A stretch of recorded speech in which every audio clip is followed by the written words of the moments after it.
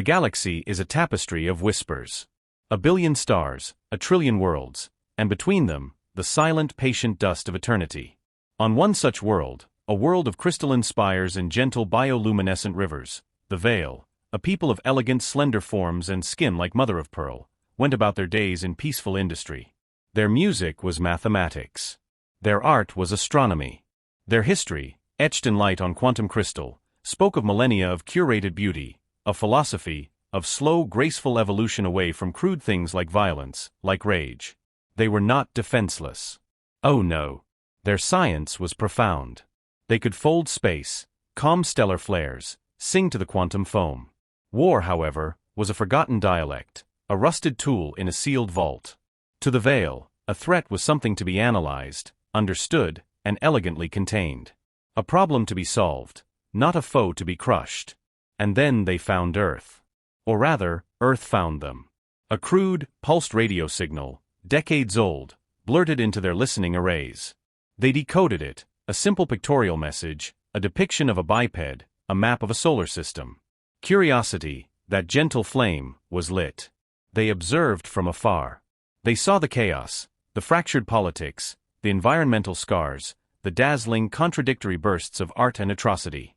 They saw a species' adolescence, brilliant and terrible. The Veil consensus deliberated. The dominant view, championed by the serene archivist Ryan, was one of distant mentorship. They are children, she said, her voice like wind chimes. Loud, emotional, but with a spark. We can guide that spark, help them mature beyond their combustive nature. But there was another faction. The steward Kthar, overseer of resource logistics, saw not children, but a viral infection. He saw a species of boundless, untamed appetite, exponential growth, and a terrifyingly short generational cycle. They were not just on their world, they were consuming it, and soon they would look outward. They are a thermodynamic anomaly, Kthar argued, his light patterns flashing cool blue. They violate the galactic principle of sustainable harmony. Their spark is a wildfire. We do not guide a wildfire. We quench it. For the harmony of the Orion spur, they must be contained permanently. The consensus swayed.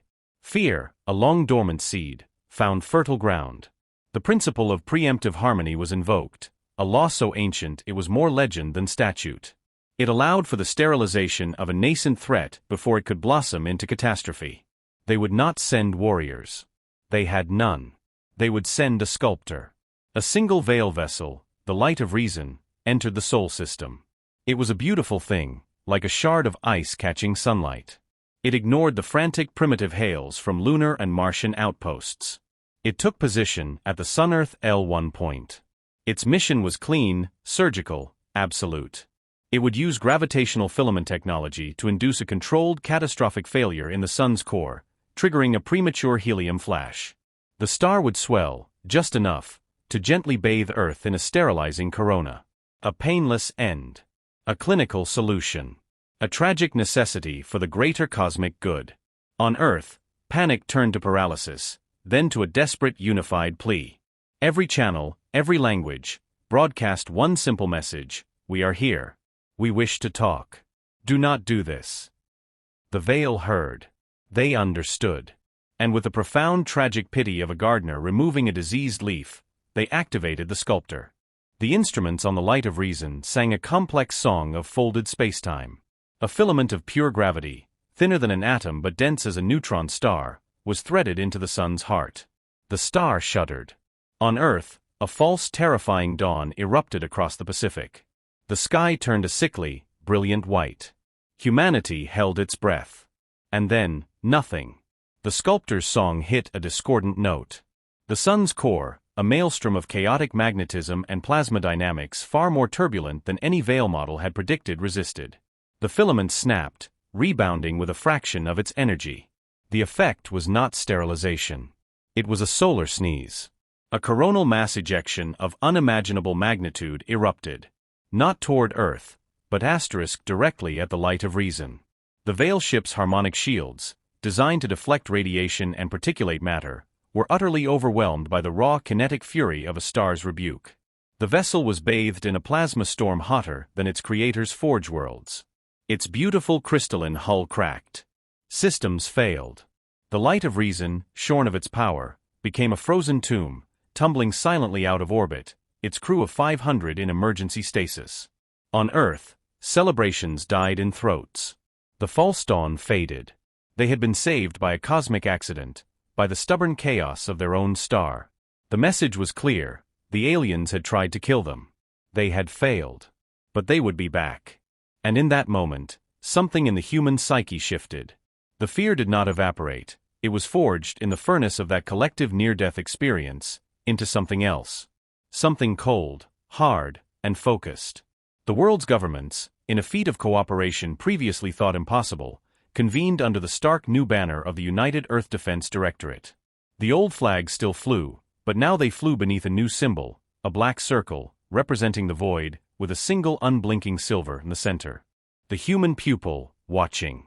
Kthar's report to the Veil Consensus was one of tragic misfortune. The target star is unstable, unpredictable. The sculptor failed due to natural phenomena. The human pestilence remains. We must deploy a more direct method. A planet cleanser. It will take time to assemble, but it is assured. Ryan was horrified. You struck them. Without provocation, without communication. You have given them the one lesson they are uniquely equipped to learn: how to survive a predator. They are not predators, Kthar dismissed. They are prey that got lucky. We will not underestimate their star again. We will underestimate them. And so the Veil prepared their war machine, a thing they had not built in 100,000 years. It was slow, methodical. They believed they had time. They did not understand human time. What followed on Earth was not just a military build-up.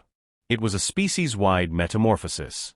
The drive to explore, to build, to know, was channeled into a single laser-like purpose: never again. The Directorate's first decree was the memory of dawn. Every child, every adult, would see the recording of that false dawn every year. Not to foster hate, but to fuel resolve. Look at the sky, the narration would say. It can be turned against us. We must become the authors of our own light. Scientists and engineers, once competing for Nobel Prizes or corporate profit, now worked in monolithic, focused arcologies. The breakthrough came not from weapons research, but from a joint team of neurologists, historians, and game theorists. Dr. Eris Thorne, a woman whose calm demeanor hid a mind like a titanium trap, presented the findings to the Directorate Council. Her holograms showed not ships and guns, but social models, historical patterns. The Veil, she said, her voice quiet but filling the chamber, are a consensus species. They think in epochs. Their attack was not an act of malice, but of gardening. They see us as a weed. To fight them ship to ship, on their technological terms, is to play their game. We will lose. Then what is your proposal, Doctor?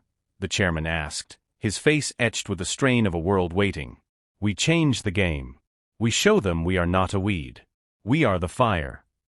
Her plan was not called a weapons program. It was designated Project Prometheus. Its goal was not to destroy the Veil cleansing fleet.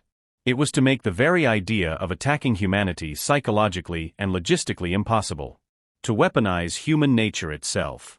While engineers, inspired by captured scans of the light of reason, worked on revolutionary new drives and materials, the heart of Prometheus was a triad of asymmetric doctrines. Doctrine Alpha, the mimetic minefield. Human culture, our art, our music, our stories, our history of survival against all odds, would be weaponized. Packets of data, designed by the most brilliant psychological warfare teams, would be seated ahead of any human contact. Stories of human perseverance. Music that evoked irrational, stubborn hope. The sheer, overwhelming, chaotic narrative of humanity would be a cognitive hazard to an ordered consensus-based mind. Doctrine Beta, the ghost fleet. Humanity would not build one giant armada. They would build 10,000 small, fast, hypermodular vessels. Corkscrews, they were called. Each could be crewed, but were primarily autonomous. Their purpose was not to win battles, but to infest them. To be an unstoppable, irritating, unpredictable swarm. A single Veil dreadnought could vaporize 100 corkscrews. But could it handle 10,000, all attacking from different vectors, using tactics pulled from historical records of Mongol horse archers, Viking raids, and and guerrilla warfare? Doctrine Gamma, the wound that does not heal. The most controversial, known only to the highest echelon. If a Veil world struck Earth, Earth would not respond in kind. Instead, a stealth vessel would deliver a package to the heart of their star. Not a weapon. A catalyst. A nanite swarm that would, over centuries, slowly irrevocably cool their sun. Not an explosion. A long, slow dimming. A dying light. A lesson in eternity. You took our future? We will take your sons. And we will make you watch it fade, generation after generation, knowing exactly why. It's monstrous, the chairman whispered. It's a promise, Eris replied, her eyes glacial. It's the promise that if you try to kill us, we will not just fight back. We will haunt you. Forever. We are making our wrath a law of physics. 20 years. That's all it took. 20 years of relentless, unified focus. The first corkscrews slipped their moorings. The mimetic minefields were deployed in dead space, waiting to be triggered. The galaxy slept, unaware that a new terrifying equation had just been introduced to its quiet mathematics. The Veil Planet Cleanser Fleet, a majestic armada of 10,000 ships like glittering obsidian seeds, finally arrived at the edge of the Sol system. It moved with serene, silent purpose. Kthar himself was aboard the flagship, Final Harmony.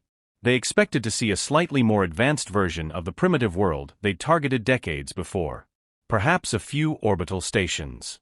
Some pathetic attempt at warships. What they saw froze their logic centers. The asteroid belt was gone.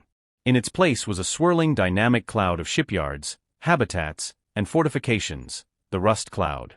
Saturn's rings glittered with embedded ship cradles. Jupiter's magnetosphere hummed with power collector arrays. And between them and Earth, hanging in the silent black, was a formation of ships.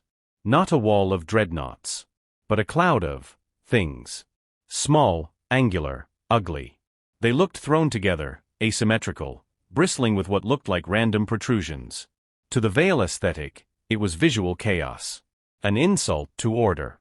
A signal, broadcast in perfect Veil frequency modulation, crackled across the void. It was a human voice, female, calm. Dr. Eris Thorne's voice. Valfrihet. This is United Earth. You are trespassing in a system under sovereign human protection. Power down your weapons and drives. Submit to boarding for disarmament. You have 1 hour to comply. On the Final Harmony, Kthar's bioluminescence flickered with incredulous amusement. They are demanding our surrender? Their audacity is a pathology. He gave the order. Vanguard Wing. Remove that clutter. Use minimal force. Let them see the difference between chaos and power. 100 Veil Lancer ships, sleek and deadly, surged forward. Their weapons were particle beams that could unravel matter at the atomic level. Clean. Efficient. The cloud of corkscrews didn't form a battle line. It dissolved. What followed was not a battle in any sense the Veil understood. The corkscrews moved in packs of 3, their movements jerky, unpredictable. They didn't fire energy weapons. They fired kinetic harpoons, massive dumb projectiles accelerated to a fraction of light speed. Then they fired clouds of self-forging shrapnel. Then they launched drones that were simply bombs with a basic guidance system. A Veil Lancer would target one corkscrew, only to have 2 others suddenly slam into it from above and below, not with weapons, but with their own hulls, shearing off its elegant wings before detonating. It was brutal. It was crude. It was appallingly wasteful. And it was devastatingly effective. The Veil Vanguard Wing was torn apart in minutes. Not vaporized in clean beams, but mangled, ripped into screaming metal, their debris becoming a hazard for the ships behind them. Kthar stared at the tactical hologram, his light patterns stuttering in confusion.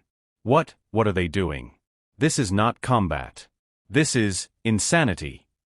Then, the mimetic minefields detonated. Across the Veil comms, a flood of compressed data erupted. Not a virus. Not a jammer. It was a symphony. Beethoven's Fifth, mashed with the wailing guitars of 21st century rock. It was the voice of Martin Luther King Jr. saying, "I have a dream," overlapping with the roar of a SpaceX rocket launch. It was images, the pyramids, the Notre Dame burning, a child's drawing of the light of reason, the first footprint on the moon, a pizza. It was the entirety of Wikipedia's history section, the complete works of Shakespeare, a TikTok dance trend. For the Veil, whose minds processed information in clean logical streams, it was a psychic tsunami. It was raw, unfiltered, contradictory, glorious humanity. Crew members on 100 ships simply shut down, overwhelmed by the emotional and cognitive dissonance. Systems designed to filter noise were paralyzed by the sheer semantic weight of it. Purge the signals. Block it. Kthar screamed, his chimes now a dissonant clangor. But it was too late. The human swarm was among the main fleet. Corkscrews, operating on a shared neural network that mimicked a wolfpack or a bee swarm, began executing maneuvers with names pulled from history: Pincer of Canny, Blitzkrieg Rush, Death of 1,000 Cuts. A corkscrew would latch onto a Veil cruiser's hull and simply drill into it, spewing boarding pods filled with combat androids that fought with a terrifying silent ferocity. Others deployed crude but effective EMP charges that fried delicate Veil systems. They targeted engines, weapon ports, sensor arrays. Not to destroy, but to cripple. The final harmony shuddered as a trio of corkscrews, their hulls scarred and burning, rammed its forward shield generator, sacrificing themselves to create a momentary gap. Through that gap shot a single larger human ship. It was blocky, armored, painted with the unblinking silver pupil. It didn't fire. It extended a docking umbilical and clamped onto the flagship's hull like a remora. Kthar could only watch in stunned horror as the holographic display showed the boarding party cutting through his pristine bulkheads. His guards, armed with stunning fields, went to meet them. The humans who entered the bridge were not monsters. They were clad in dark, functional armor, their visors reflective. They moved with a fluid, lethal economy. The Veil guards fired. The stunned fields washed over the lead human. He staggered, grunted over the comms, "Ow, that tickles," and kept walking. His weapon, a blunt, kinetic rifle, fired a non-lethal but bone-crunching rubber pellet. The guard folded. Kthar stood defiant, his light pulsing a brilliant, angry gold. The lead human removed his helmet. It was a woman. Middle-aged, with graying hair and eyes the color of a winter sea. Dr. Eris Thorne. "Steward Kthar," she said, her voice calm in the guttural human tongue, translated by her. "Caller. The United Earth Directorate places you under arrest for attempted xenocide." You vermin," Kthar chimed, the insult a pale, pathetic thing. "You have no harmony. No grace. You fight like chaotic elements." "Yes," Eris said simply, stepping over a fallen console. "We are chaos. We are entropy. We are the unexpected variable. You tried to erase us because we didn't fit your equation. Bad mistake." She looked around the beautiful crystalline bridge, now scarred with carbon scoring and littered with the groaning forms of his crew. "You thought your advanced technology was your strength. It was your weakness. It made you predictable. It made you slow." She walked up to him, her eyes holding his flickering light. "You struck us, Kthar. You tried to kill our children, our world, our future. You thought it would be a clinical operation. But you didn't kill us. You awakened us. You united every nation, every ideology, every single one of us, against a common enemy. You gave us purpose. And in doing so, you showed us what we are truly capable of when we are pissed off." A junior officer ran up to her. "Ma'am, the fleet is reporting. 70% of Veil combatants are disabled or surrendered. Our losses are at 22% of Corkscrew forces. The light of reason has been recovered from the Kuiper Belt. Stasis pods intact." Eris nodded. Then she turned back to Kthar. "We have your first ship. Your first crew. Alive. We've had 20 years to study your biology, your language, your psychology from their logs. We know you." Her next words were not for him. They were a broadcast, on all Veil channels, translated perfectly. "People of the Veil consensus. Hear me. We are humanity. You sent a sculptor to kill our sun. You failed. You sent a cleansing fleet to kill our world. You have failed. Look at your screens. Look at the wreckage of your serene logical fleet, torn apart by the chaotic vermin. We are not your gardeners. We are not your prey." She paused, letting the image of their broken flagship, held in the grip of the ugly human vessel, sink in. We could destroy your fleet. Right now. We could follow the vector back to your homeworld and show you the true meaning of wrath. We have a device that could make your sun grow cold over the millennia. We call it the long goodbye. We are capable of this. A shudder ran through the entire Veil fleet. The cold, terrifying logic of the threat was worse than any boast of immediate destruction. But we will not, Eris said, her voice softening, but losing none of its power. Because we are not you. We do not murder for harmony. We do not kill for peace. We fight to survive. And now we have survived. She looked directly at a visual pickup, her wintersea eyes holding the gaze of a billion Veil across the light years. This is our only warning. The only one you will ever get. You have seen what happens when we are threatened. You have seen our chaos, our ingenuity, our stubborn, vicious, beautiful will to live. We do not wish to rule you. We do not wish to fight you. We wish to be left alone. But if you ever threaten our home again. She leaned in, and for the first time, a flicker of the contained fire showed in her expression. We will not defend. We will not retaliate. We will visit you. And we will bring with us every story, every song, every dream, and every nightmare our chaotic, passionate, relentless species has ever produced. We will teach you about fear. We will teach you about loss. We will teach you about a wrath that echoes through the ages. You tried to extinguish a spark. You will have unleashed the inferno. She straightened up. Your fleet is disarmed. Your crews will be treated with dignity, in accordance with our laws of war, laws we wrote after nearly destroying ourselves, laws you clearly lack. They will be returned to you. This system is now under our protection. Any future approach by an uninvited Veil vessel will be considered an act of war. The choice for peace or for a war you cannot even comprehend is now yours. She turned to her soldiers. Secure the bridge. Get medical teams over here for their wounded. And someone get the steward a chair. He looks unsteady. Kthar was not executed. He was not imprisoned. He was, along with his senior staff, placed on a lightly armed transport with the coordinates for Veil homeworld and a week of rations. The human ship that escorted them to the edge of the system was a single corkscrew. It hung in the void for a moment, then, in a flash of blue light from an engine the Veil still couldn't comprehend, it vanished, not in a graceful warp, but in a violent space-tearing jump. The journey home was a silent tomb. The Veil consensus received their broken steward and the sensor logs from the few surviving functional ships. They saw the brutal efficiency of the corkscrews. They decoded samples of the mimetic minefield and sent their best philosophers to analyze it. The philosophers emerged days later, their light patterns dimmed, speaking of a soulstorm, a beautiful and terrible chaos. Ryan, her light pale with a sorrow beyond grief, addressed the consensus. We struck a child, thinking it weak. We awoke a giant, and showed it where its enemies live. They did not destroy us. They showed us they could. They showed us a wrath so deep, so calculated, it is a force of nature. They offered peace not from weakness, but from a position of absolute terrifying strength. And from something else. She played the final moments of the human broadcast, focusing on Eris Thorne's eyes. They have the capacity for our annihilation in their hands. And they chose not to use it. Not because of harmony. Not because of logic. But because of a principle. A self-imposed law. They fought with the fury of demons, but they stopped at the brink of genocide.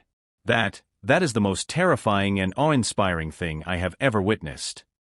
The Veil consensus entered a new age. They called it the Age of the Quiet Respect. They withdrew their borders. They sent a single unarmed envoy ship to the edge of Sol System, bearing a message of formal apology and a proposal for cultural exchange, on human terms. On Earth, the celebration was muted. They had won. They had survived. But they had looked into the abyss of their own potential for wrath and seen its bottomless depth. The long goodbye device was disassembled, its schematic sealed in a vault with the inscription, "Know thyself and fear what thou art capable of." Eris Thorne stood on a balcony of the Directorate spire, looking at the night sky, now clear and innocent. A young aide, a man who had been a child during the false dawn, joined her. "Do you think they'll ever come back, ma'am?" Eris was silent for a long time. "No," she said finally. "Not to fight. They've learned the only lesson that matters in this cold, dark galaxy. What's that?